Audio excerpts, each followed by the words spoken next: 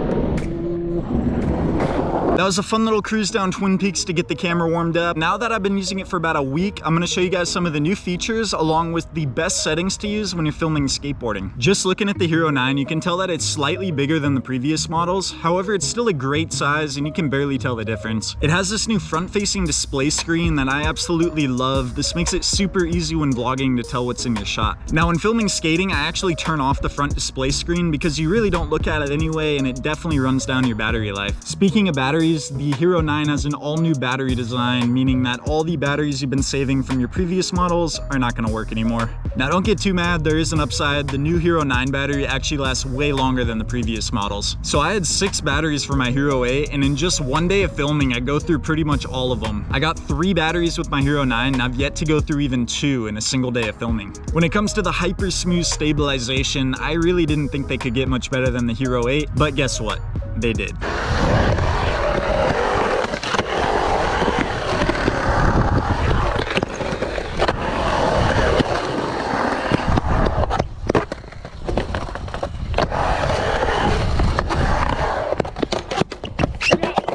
That was a clip of me running in the bowl behind Sean. Now, if you didn't hear my footsteps on the ground, you'd probably think I was skating behind him. Now, this camera shoots up to 5K resolution. Personally, I think that's a little overkill. I just leave it in 2.7, that way I can still zoom in and out without losing any quality. The new Time Warp 3.0 is super smooth. I took a quick lapse across the Bay Bridge, and I really like how it came out.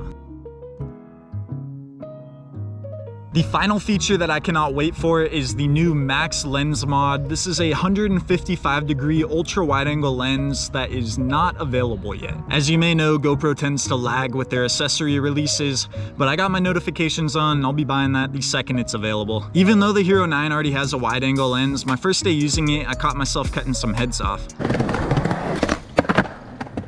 After a bit of use, I got my shots dialed in and I was not cutting any heads anymore.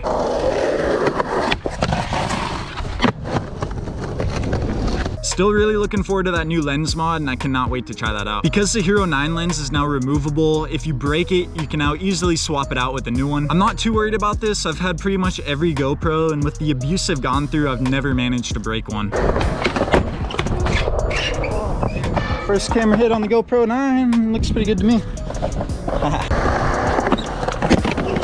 Oh, camera hit. Is it good? We're good. Now that we know the Hero 9 is one powerhouse of a camera, let's go over the best settings to use when filming skateboarding or any other action sports. Looking at our settings, we're gonna go ahead and click on resolution and frames per second first. As you see, I'm currently at 2.7K and 60 frames per second. Now, if you know for sure you're gonna wanna use slow-mo, you can always bring it down to 120 or even 240 frames per second for a smoother picture in slow motion.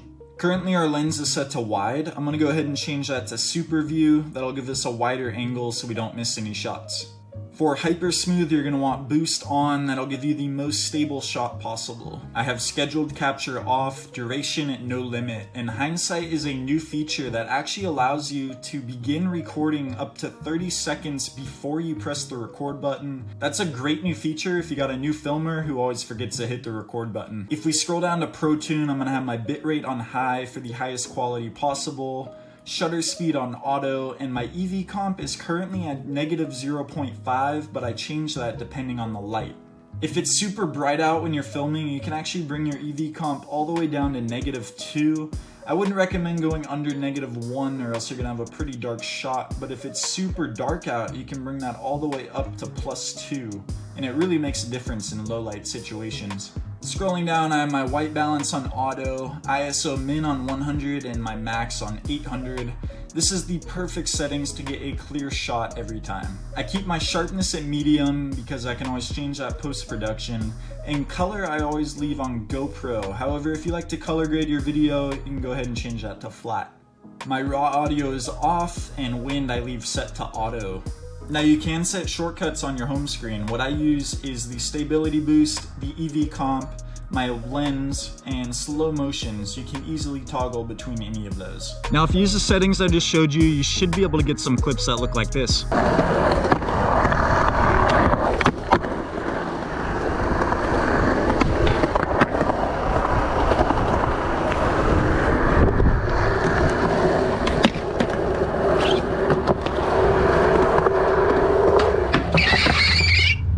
That was a little throwaway line from next week's video, so if you guys like skateboarding and you like GoPros, subscribe to our channel. We post weekly skate park tours, street skating, product reviews, and all videos going forward are going to be shot on the Hero 9. Thanks so much for watching, and we'll catch you guys next week with some more intel. Peace.